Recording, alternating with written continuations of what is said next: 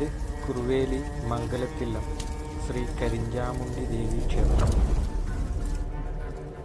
കരിഞ്ചാമുണ്ടി എങ്ങനെ ഇല്ലത്ത് എത്തിപ്പെട്ടെന്ന് നോക്കാം. ഏകദേശം 150 വർഷത്തെ ചരിത്രമാണ് ഈ കരിഞ്ചാമുണ്ടി ദേവിയും മംഗലത്തില്ലവുമായി ബന്ധപ്പെടുത്തി പറയാനുള്ളത്.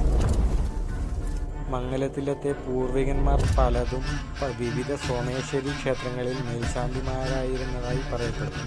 സോമേശ്വരി ക്ഷേത്രങ്ങളിൽ മുഖ്യ ഉപദേവതയായി കരിഞ്ചാമുണ്ടി ദേവിയെ ആരാധിച്ചു പോരുന്നു.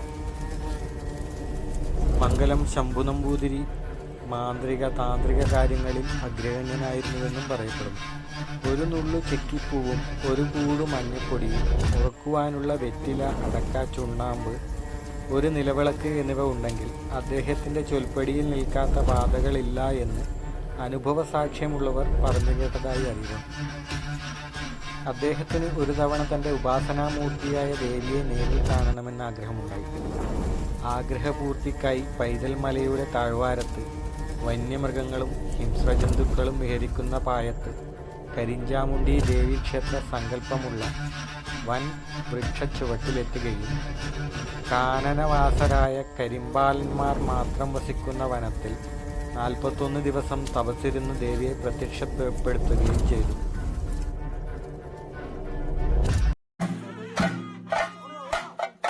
വിംശതിയിൽ കാണുന്ന ദുർഗേശൗരു എന്ന മന്ത്രം ചൊല്ലിക്കഴിയുമ്പോഴേക്കും ദേവി അദ്ദേഹത്തിൻ്റെ മടിയിൽ വന്നിരിക്കുകയും ചെയ്തു എന്നാണ് പറയപ്പെടുന്നത്. പിന്നീട് അദ്ദേഹം ദേവിയെ ശംഖിലേക്ക് ആവാഹിച്ച് കുറുവേലി മംഗലത്തില്ലത്തേക്ക് കൊണ്ടുവരികയും മറ്റ് ധർമ്മദൈവങ്ങളോടൊപ്പം കുടിയിരുത്തുകയും ചെയ്തു എന്നാണ് പറയപ്പെടുന്നത്.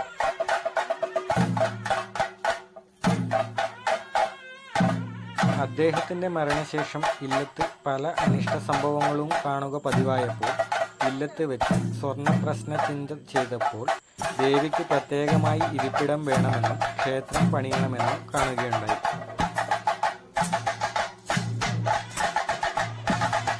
ശംഭു നമ്പൂതിരിക്ക് 3 ആൺമക്കളും ഒരു മകളുമായിരുന്നു.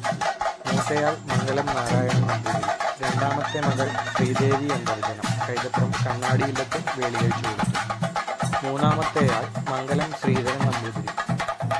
മാന്ത്രിക താന്ത്രിക രംഗങ്ങളിൽ ഈ പ്രദേശത്ത് പണ്ഡിത ശ്രേഷ്ഠനായിരുന്നുവെന്ന് ഇപ്പോഴത്തെ തലമുറയ്ക്ക് അറിയാവുന്ന കാര്യമാണ്. നാലാമത്തെയാൾ ജ്യോതിഷ വിശാരദനായ പരേതനായ മംഗലം ഗോവിന്ദൻ നമ്പൂതിരി. തിരുവിതാംകൂറിലെ അറിയപ്പെടുന്ന ജ്യോതിഷനായിരുന്നു. തിരുവിതാംകൂർ മഹാരാജാവിൽ നിന്നും നാമപത്രം ലഭിച്ചിരുന്നു. എല്ലാ ദിവസവും രാവിലെ നിവേദ്യത്തോടുകൂടി ഇവിടെ പൂജ നടത്തി വരുന്നു. ഇപ്പോഴത്തെ തന്ത്രി മംഗലത്തില്ലത്ത് ഗോവിന്ദൻ നമ്പൂതിരിയാണ്. നവരാത്രി പൂജയും പ്രതിഷ്ഠാ ദിവസവും ഒന്നിടവിട്ട കൊല്ലങ്ങളിൽ കളിയാട്ടവും നടത്തി വരുന്നു. വിശേഷാൽ പൂജാ സമയത്ത് കരിഞ്ചാമുണ്ടിയുടെ സന്തത സഹചാരികളായ വടുകൊത്ത ചാമുണ്ടി, ചങ്ങലായ ചാമുണ്ടി, പുള്ളുഭഗവതി, പുറപ്പെട്ട കായംകുളത്ത് വീരൻ, കായംകുളത്ത് ഭഗവതി തുടങ്ങിയവർക്ക് പൂജയും നിവേദ്യവും നൽകി വരുന്നു. തടിക്കടവ് വെറുവണ്ണാൻ സമുദായത്തിനാണ് കരിഞ്ചാമുണ്ടി കോലത്തിനുള്ള ജന്മാവകാശം.